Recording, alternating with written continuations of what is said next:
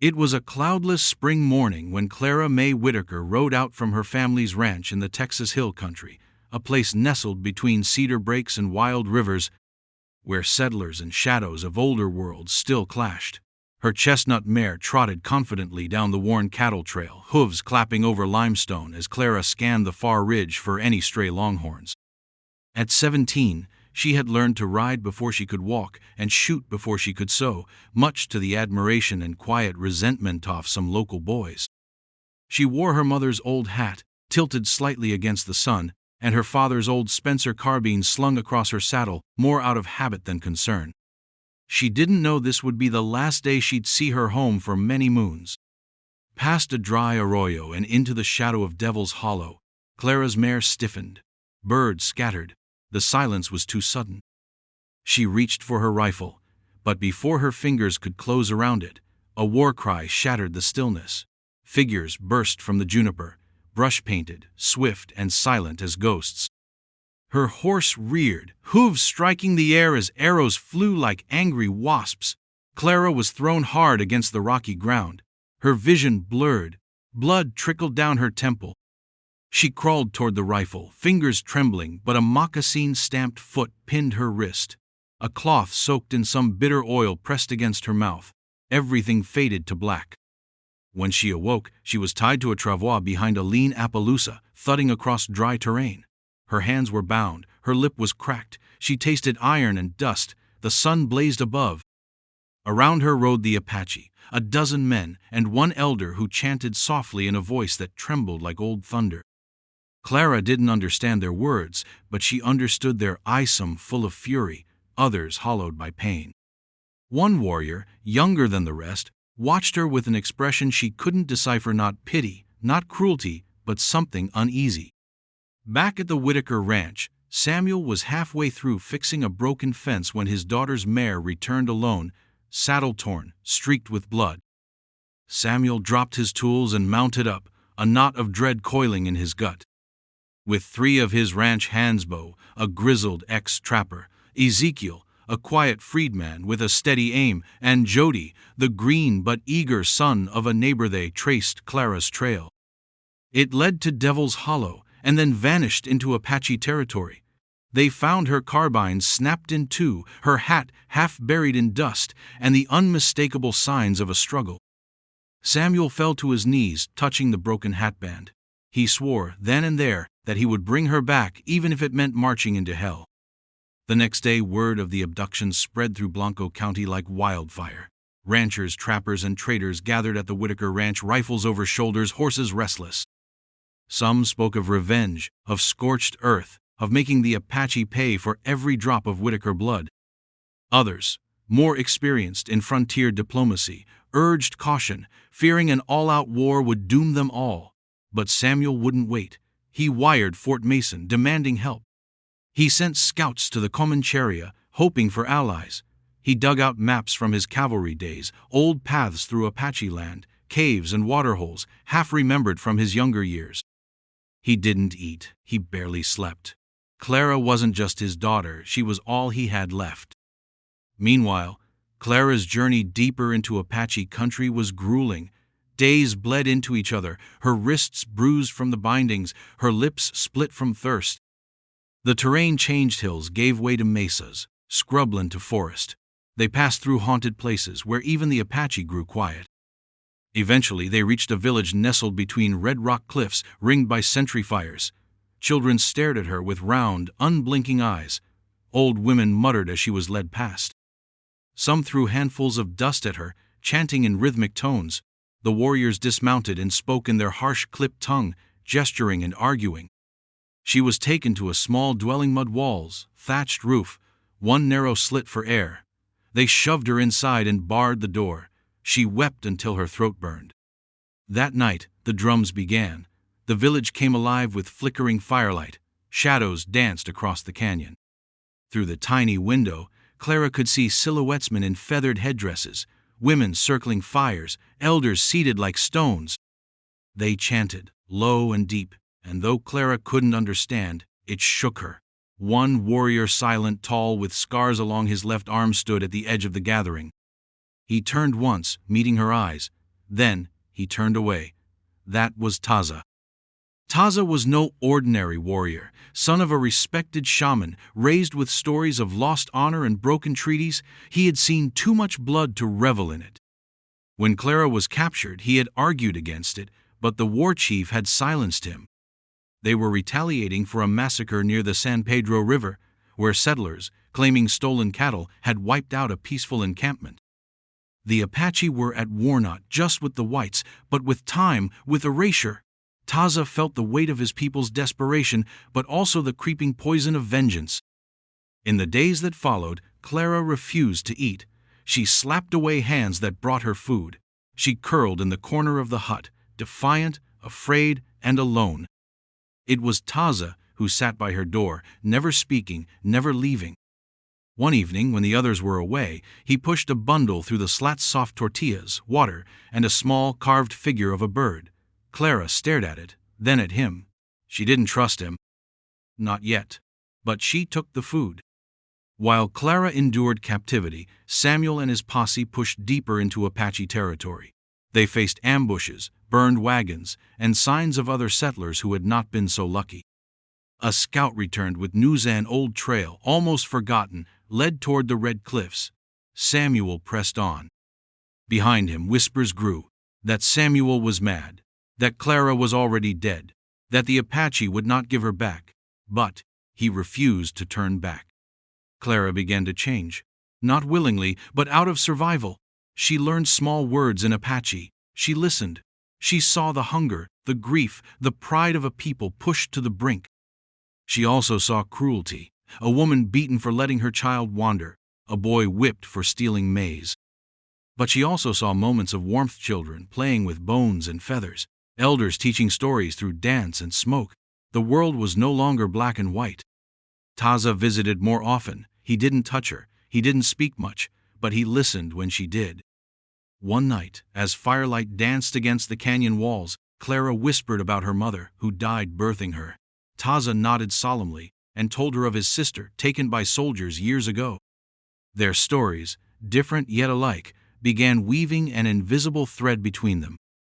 And so, even as her father's rage grew colder and more resolved, and the distance between captor and captive shrank, Clara's world tilted. The line between enemy and savior blurred. Taza would soon be forced to choose between duty and conscience, and Clara would find her greatest danger might not be the Apache but the darkness growing in the heart of war itself. The days turned to weeks, and with them, Clara's captivity settled into something that neither she nor her captors could easily name. The Apache village, hidden within a box canyon surrounded by sandstone cliffs and pine ridges, pulsed with a life as ancient as the rocks that shielded it. To Clara, every sunrise brought new disorientation. This was not the hell she'd imagined, but it wasn't freedom either. The first few days were marked by silence. Her presence was met with cold curiosity by some, outright hostility by others. Mothers would yank their children away if they got too close. Warriors spit near her feet, yet no one struck her. No one violated her. She began to see that, though they had taken her, they hadn't taken everything. She still had her name, her mind, her fire. Her world shrank to the few paces between her hut and the fire pit, where she was sometimes led to eat under guard. Her meals, if she complied, were simple: thin corn cakes, roasted rabbit, pine tea. Her body, aching and scraped, slowly recovered, but her spirit remained raw. She watched them. The children playing with sticks, the old men smoking pipes and gesturing wildly as they told stories, the women weaving baskets with deft, practiced fingers. The Apache were not the monsters she had been raised to believe, but neither were they saints. She saw power used and abused. She saw laughter, too. And grief, thick as tar, when one of their own did not return from a raid. Taza became her silent shadow, always near, never intrusive. He spoke little, but each word he did say was deliberate, chosen like a hunter's arrow. He taught her names: tree, water, sun, fire. When she spat them back defiant, he nodded, not unkindly. One day he placed a blanket at the door of her hut, woven with patterns of turquoise and brown. She hesitated, then took it inside. That night, When the desert turned to ice and her thin dress offered no warmth, she pulled it over her shoulders and wept quietly. The children were the first to warm to her. They snuck peeks into her hut, giggling. One bold girl, no more than 5, crept close one morning and handed Clara a feather wrapped in string. It was, she would later learn, a gift of friendship. Clara accepted it solemnly. A boy named Cheeky followed her for 2 days, before finally sitting beside her at the fire and mimicking her posture with comic exaggeration. She smiled for the first time since her capture. That small crack in her armor did not go unnoticed. The medicine woman, an elder named Nale, took an interest in her.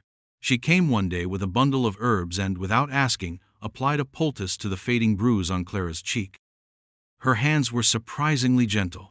Nale spoke in low, rhythmic Apache, and though Clara understood little, she found herself nodding. There was something maternal in her gaze, something unspoken but shared. The next morning, Nale returned with a shallow bowl of pine nut soup and watched until Clara drank every drop. Clara's resistance dulled not out of defeat but adaptation. She began to learn the rhythm of the village. The mornings were for chores and counsel, the afternoons for teaching, hunting, and preparing, the evenings always for storytelling and fire. She was not allowed to wander freely, but she was no longer bound. Her guard stood further away. Her door, no longer barred, creaked softly with the wind, but she knew better than to run. She had no bearings, no allies, and somewhere in her bones she knew the desert would finish her if the Apache didn't. Taza continued his quiet vigil. He taught her more how to say "I am" and "you are" in Apache. He showed her how to chew mesquite root to dull hunger, how to find north using cactus growth. One afternoon, he took her to a ridge above the village. He pointed to distant smoke trails, speaking slowly. "White soldiers, close, maybe 3 suns." Clara tensed. "Will they come for me?" she asked. That night, the elders held council. Clara, allowed to sit near but not within the circle, listened to the rise and fall of voices. The topic, she guessed, was her. One elder, short, eyes like flint, glared at her often. Another, blind in one eye, gestured at her with something like contempt. Taza spoke once. When he did, a hush fell. He wasn't a chief, but his father's legacy, his calm defiance, earned respect. Later he told Clara, "They argue if you should be traded, or kept, or killed." His honesty chilled her, but he added, "I said your spirit is strong." That is rare. She didn't know how to respond, so she said nothing. In the following weeks, Clara began to work alongside the women. She peeled yucca, ground corn, learned to scrape hides. Nala showed her how to stitch rawhide with sinew, how to use stone pigment to paint symbols. Clara painted a jagged star once, and Nala smiled. "You dream of sky," she said. It was the first full sentence Clara had heard in English from any of them, and it caught her off guard. The elder chuckled and tapped her temple. "Language comes like water, slow, then flood." She was not Apache. She never forgot that. But slowly, the edges of hatred dulled. The fire in her chest changed shape. It burned now for knowledge, for understanding, not revenge. She heard the stories of broken treaties, slaughtered camps, stolen children. She watched a mother wail when her son returned with a bullet wound that wouldn't heal. She saw Taza offer his portion of food to a crippled elder before taking his own. One night, under the brightest moon Clara had ever seen, she stood at the edge of the village alone. Taza joined her. "You look to escape?" he asked. She shook her head. "I look to understand," he nodded. "That is better." But not all Apache agreed. A warrior named Kohana, brash and loud, called her a curse. "She softens our hearts," he spat in a heated council. The whites would never show such mercy. His anger simmered, and Clara could feel the danger in his gaze. Taza stood between them. "Mercy is strength," he said. The argument ended, but Clara knew the storm wasn't over. And so she lived caught in a place between fear and fascination, enemy and guest. Each day stretched longer than the last, and still no rescue came. No white men crested the hills with rifles blazing. The world she had known seemed further and further away, and with it, the simple belief that good and evil were clear-cut. The Apache were not villains, but they were not saviors either. They were people fierce, flawed, proud, and wounded. Clara did not yet realize it, but something deep within her was shifting, and so was something in Taza. In silence, in small gestures, a bond was forming gone that would soon be tested by blood, fire, and betrayal. Taza sat alone on the rocky bluff overlooking the canyon village, his profile sharp against the moonlight as the wind played with his hair like a restless spirit. The night was quiet except for the occasional cry of a desert owl, but within his chest, a war raged louder than any thunder. He had grown up hearing the stories of his people tales, of bravery, of betrayal, of sacred oaths shattered by white men's promises. He was the son of Pahana, the revered spiritual guide who had once led peaceful talks with the settlers, only to return broken when those talks ended with bullets. Taza had once sworn to honor that memory with strength, with loyalty to his people, no matter the cost. But now, a single girl, pale-skinned, determined, and out of place, had carved a canyon into that conviction. Clara May Whitaker's presence gnawed at his beliefs, not because she challenged them openly, but because she endured, because she listened, because she let not broken. When she first arrived, Taza had volunteered to guard her not out of compassion, but suspicion. He believed she was a spy or bait for a larger trap. He watched her every move, expecting trickery, waiting for the moment she would betray them. But she hadn't. She had cried, cursed, resisted, but never deceived. She had bled, starved, suffered, but not pleaded. Over time, her resistance shifted into observation, then quiet cooperation, then something else entirely, a presence he could no longer ignore. When she sat beside Nale and copied her weaving patterns, when she helped grind maize without being asked, when she placed the child Chiki on her lap and wiped his nose like an older sister, those moments planted seeds of doubt in Taza's hardened heart. He remembered how Kohana had growled that she was a disease, a softness that would rot their warrior spirit. That was the way Kohana saw all white people, blades hidden in honey. And perhaps he wasn't wrong. The Apache had bled too long, too often, under flags of truce. But Taza couldn't unsee what he saw. One evening, he had come across Clara alone by the stream, humming a song under her breath. She didn't hear him approach. When she turned and saw him, she didn't flinch. "It's my mother's lullaby," she said. "I used to sing it to our calves when they were spooked." He sat beside her. For the first time, he asked her to teach him the words, and she did.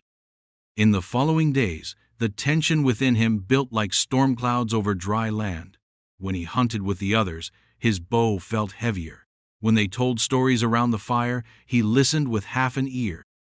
He dreamed strange, dream-soft fire consuming the canyon, of Clara leading a group of white soldiers through their gates, of blood soaking into the sand. He would wake with a start, heart pounding, unsure which side he feared more. He spoke to Nale, hoping for clarity. The medicine woman regarded him with knowing eyes. "Your soul walks two paths," she said, "one with your people, one with her." Taza gritted his teeth. "There cannot be both." Nale shrugged. "No, but there can be truth. Even if it brings pain." That night, he watched Clara sleep from outside her hut, her face calm in the dim light, and he thought of all the truths he had been taught and all the lies hidden inside them. It was not just Clara that brought his loyalty into question. It was the growing anger within the tribe. Scouts had returned with word that soldiers were on the move, burning out small camps, dragging women and children to Fort Davis. Retaliation raids were increasing. Kohana was pushing for a full assault on the Blanco settlements, and the war chief was listening. Taza had seen the pattern before, pain breeding rage, rage justifying more pain. He had no love for settlers, but he had grown weary of the cycle. And now, with Clara in the center of it, he feared what would happen when revenge swept over the village like wildfire. The war chief summoned Taza to speak of Clara. "She weakens us," the elder growled. "Even now, the young ones question why she lives while our own die. The white men do not spare our daughters." Taza said nothing. "You watched her. You know her kind. She must be used, traded, or ended, soon. The decision, once made, would be swift." Taza bowed his head and left the council. But his thoughts were a blur of possibilities. He could not let them kill her. But how could he save her without betraying the very people he had sworn to protect? He considered the unthinkable, letting her go. Alone, into the desert.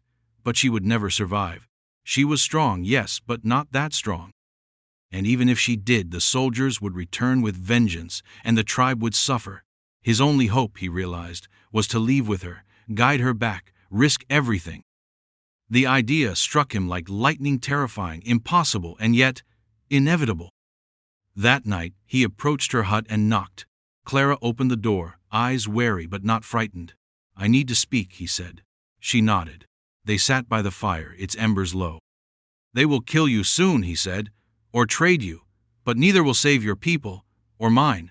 She stared into the flames. "Then what do we do?" she asked. His voice was low. "We leave, together." Her eyes widened. "You'd help me escape?" He hesitated. "Not escape, survive." In that moment, a bond formed that neither could deny. Not love, not yet, but something raw and rooted in shared defiance. She didn't answer right away. Instead, she reached into her satchel and pulled out the carved bird he had given her weeks ago. She placed it between them.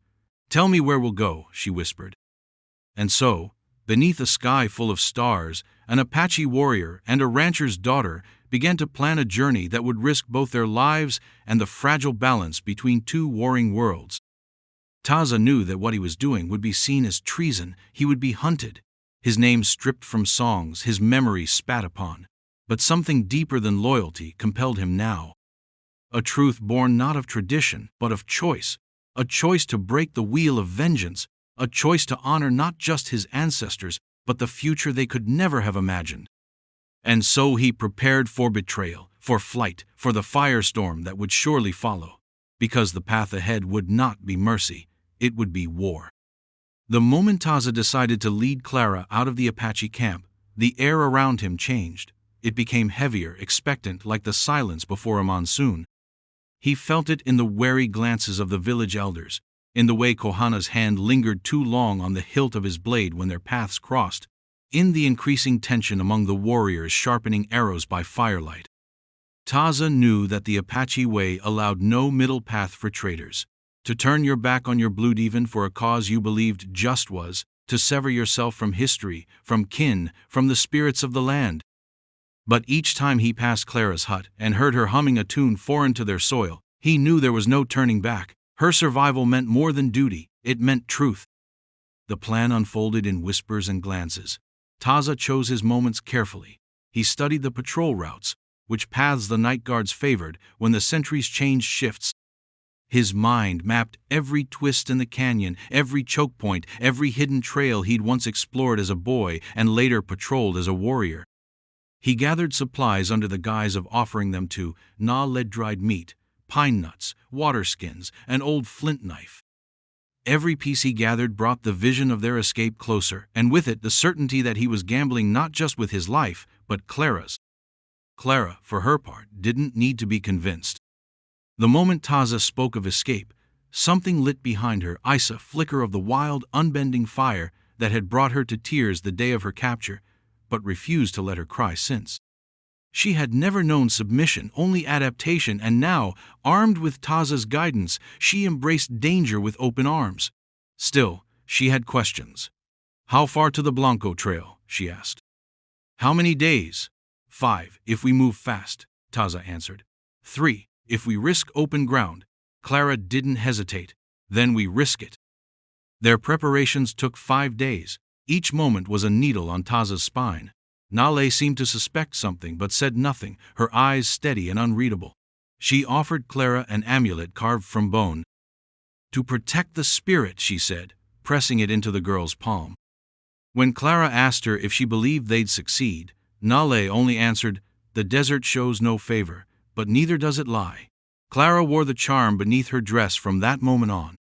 The final night came like a thunderclap in the soul. A feast had been held to honor a warrior's safe return from a raid. Drums beat, firelight danced. Taza drank just enough to avoid suspicion. He signaled Clara with a slight tilt of his head, the same motion he'd used when training hunting dogs as a boy. She understood. When most of the camp was deep in song or sleep, she slipped from her hut, wrapped in a deerskin cloak, her hair tied back. Taza met her at the edge of the eastern trail, a narrow goat path that curved along a cliff wall. He handed her a pouch of cornmeal, a water skin, and a sharpened bone. They moved like shadows, their footsteps silent, their breath tight in their throats. The first mile was easy old hunting paths Taza knew well. But just beyond the first ridge, they heard the cry of a hawk, 3 short screeches. It was a signal. Someone knew. They ran. Clara's boots slid on loose gravel. Taza grabbed her hand and yanked her behind a rock, just as an arrow whistled past. From the bluff above, Kohana's voice rang out like a bell. "Taza, you shame us!" Taza shouted back, not with a curse but a plea. "Let her go! She is not your war!" They darted into a ravine, hopping from boulder to boulder, Clara's lungs burning, Taza's muscles remembering every inch of the land. At the bottom of the ravine was a crevice just wide enough for them to squeeze through. Inside, it opened to a shallow cave. Safe, for now. Clara collapsed onto the stone floor, gasping. Taza stood at the entrance, blade drawn, eyes sharp. No one followed. Not yet. Inside the cave they didn't speak, they simply breathed together. When the silence became too heavy, Clara whispered, "Why are you doing this?" Taza didn't answer right away. "Because I want something to live," he finally said. "Not just survive, live." They rested there for hours until the stars shifted. At first light they moved again. Their journey was grueling. They avoided rivers to leave no tracks. They traveled by ridgelines, sleeping during the heat of the day under cactus shadows and moving at dusk. The desert was merciless. Scorpions crept into their boots. Windstorms whipped sand into their mouths and eyes. Clara's skin blistered and her feet bled, but she didn't complain. Taza watched her with growing admiration and a growing fear of what would await them at the end of the trail.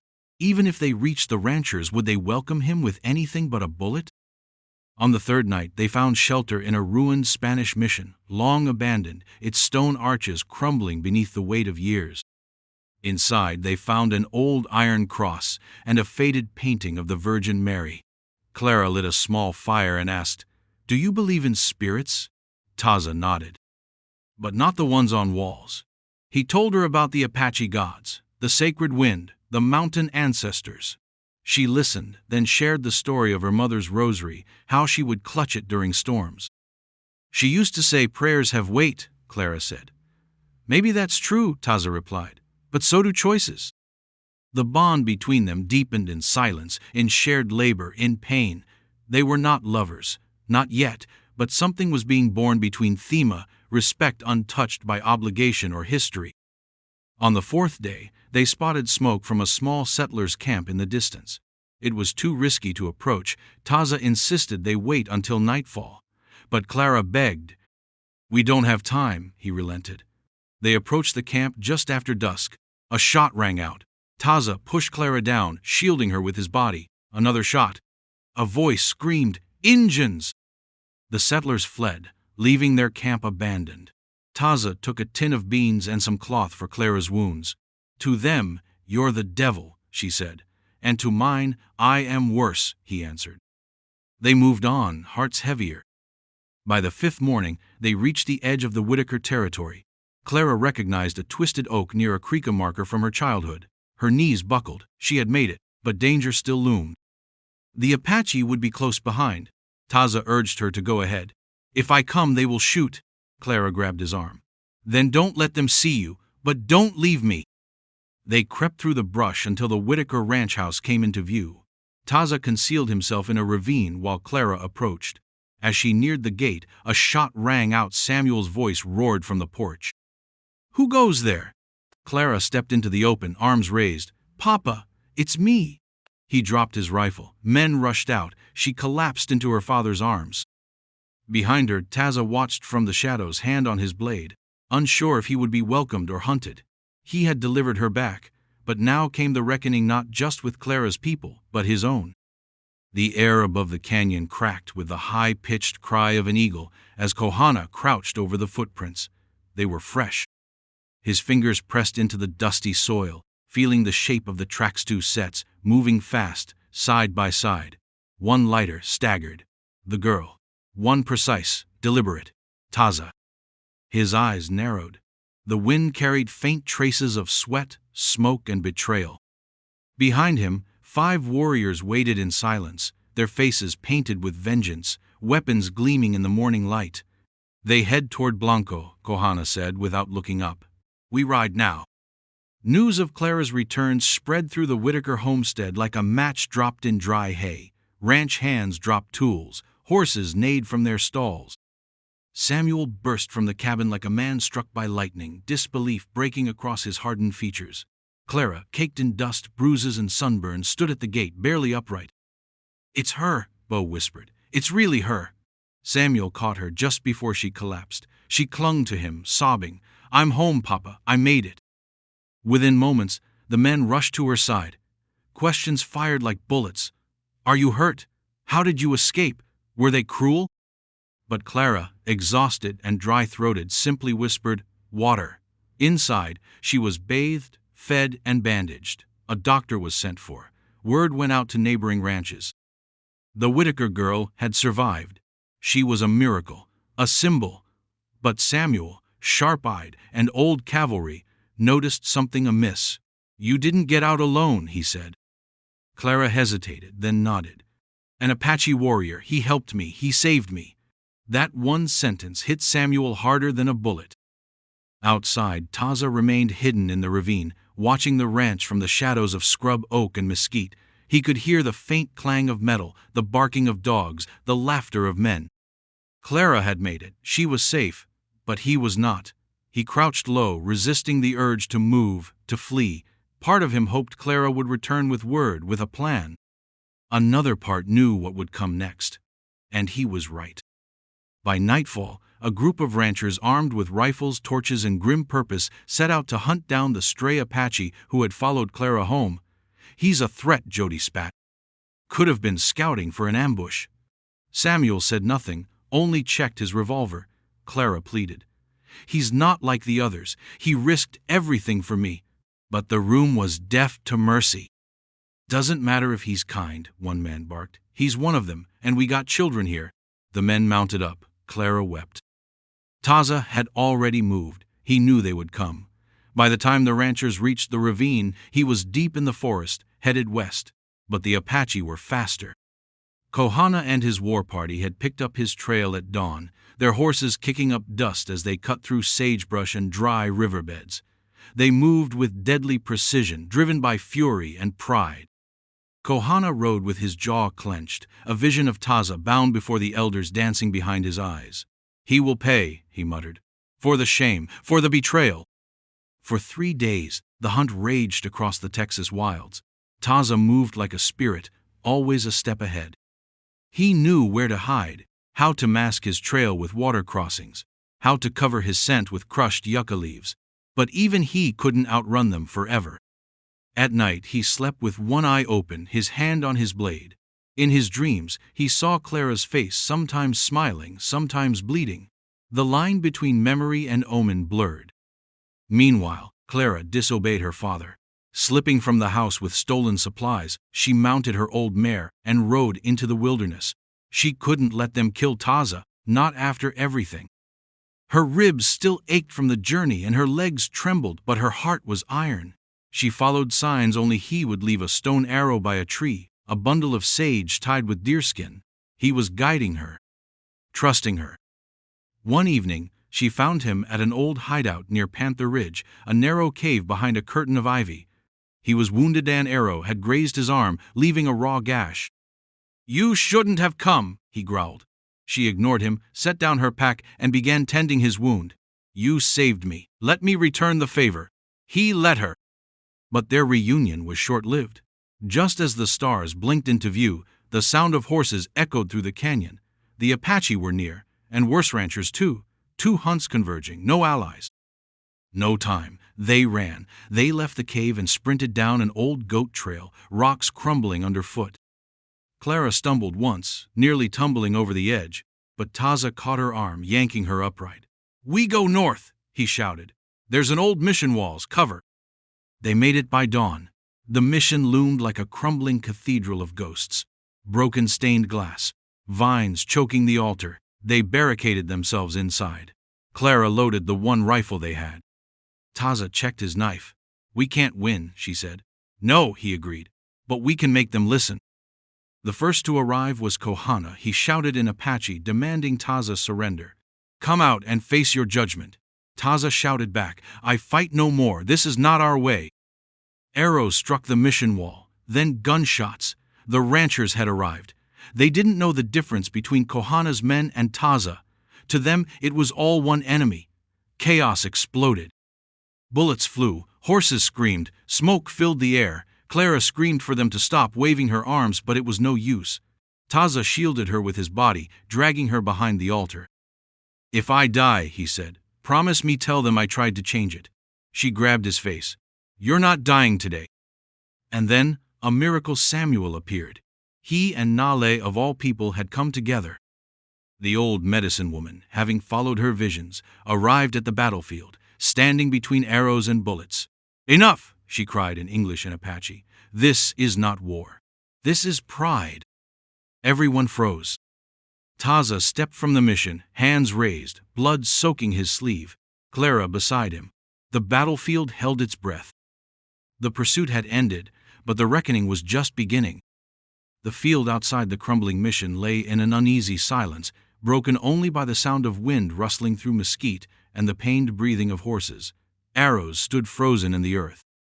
Bullet holes scarred the adobe walls. In the stillness, men who had moments earlier shouted and fired at shadows now looked to each other in confusion, uncertainty, and shame. At the center of it all stood Clara and Taza, hands raised, backs straight, stained with blood and dust, yet unbowed. Across from them, Samuel Whitaker stared with a rifle still clutched in his hands, his knuckles white, his eyes locked on the man who had stolen and saved his daughter. The others waited for him to act. Kohana, teeth bared and blade in hand, stepped forward with every ounce of ancestral fury. "He must die," he spat in Apache. "He betrayed his blood, his people." Nale moved to block him, planting her old staff in the dirt. "And yet you would spill more blood for pride?" she answered. "You shame the spirits with your hunger," Kohana growled, but stepped back reluctantly. His eyes never left Taza. Samuel lowered his rifle slowly. "You brought my daughter back," he said, "but that don't make us friends." Clara moved in front of Taza, her arms outstretched.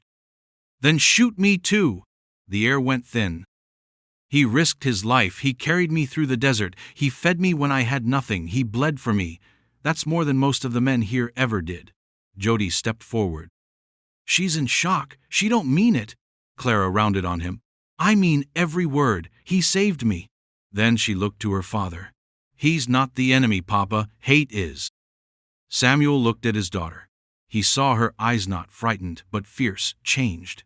This wasn't the same girl who'd vanished weeks ago. She was still his daughter, but now something more shaped by fire, chiseled by hardship. He looked to Taza, who stood silent and ready, not pleading, not begging, simply waiting to die with dignity. Samuel spat in the dirt. "No one dies today," he said. The ranchers erupted. "You can't be serious." "He's one of them. He brought the fight to our doorstep." But Samuel raised a hand, steel in his voice. "You want revenge? Take it to the ones that burn homes, not the one who saved my kin." That shut them up, though mutters still crackled like kindling. Clara turned to Kohana, switching to the few Apache words she had learned. "No more war," Kohana glared. "Your kind always speaks peace when you're safe, and then you send soldiers." Taza stepped forward, his voice thunderous. "Then let me go with them. Let me face their judgment. Spare the girl, spare our people. Let this end with me." Nale laid a hand on his shoulder. "That's not the only path."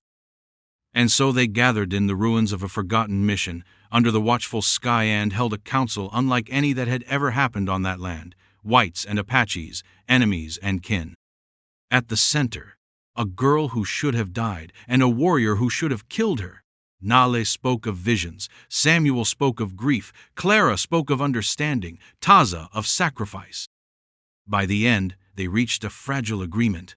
Taza would be taken to the nearest fort, not as a prisoner, but under Clara's escort to speak his truth. Samuel vouched for him. The Apaches, grudgingly, allowed it. Kohana stormed away, vowing he'd remember this day when the fires returned. But no blood was spilled. The journey to the fort was tense. Taza rode with his hands bound loosely, watched closely but not roughly. Clara rode beside him, refusing to let him face the soldiers alone. Samuel rode ahead, tense and unreadable. They arrived at Fort Mason to a flurry of raised rifles and hard eyes. The captain, a man of deep prejudice, ordered Taza jailed on sight, but Clara intervened. "You touch him, you answer to me, and my father." Samuel nodded. "He comes to speak, not to die." Inside the fort, Taza stood before a tribunal of skeptical officers and settlers. He spoke plainly of his people's suffering, of the raid that took Clara, of the choice he made to defy orders and free her, of the blood price already paid. Clara testified too, her voice never wavered. "He risked his life for mine. He is not our enemy." The room was silent when she finished. The verdict wasn't perfect. Taza was ordered into a sort of exile, banished from both Apache territory and settler towns, but he would live. Clara wept as the guards removed his bonds and told him he was free to go so long as he disappeared. Taza nodded. He turned to Clara. "I walk alone now." She stepped forward and kissed his cheek. "Not alone, never that." Weeks passed. The story spread. Some called Clara a traitor, others called her a hero. The Whitaker Ranch remained neutral ground, watched by wary eyes but left untouched. Nale returned to her canyon, her visions fulfilled. Kohana remained bitter but did not rise again. Samuel softened slightly. As for Taza, he vanished into the hills, a ghost to most, a legend to others. Some say he became a protector of lost travelers. Others say he died alone, but Clara believed differently. Every year, on the night she returned home, she lit a fire on the hilltop, and every year, somewhere in the distance, a single hawk's cry answered back. Their bond, forged in fire and dust, survived even when the world could not understand it. A warrior defied his tribe. A rancher's daughter defied her past. And in doing so, they carved a new story into the landone of pain, of courage, and the unthinkable power of choosing peace when war seemed easier.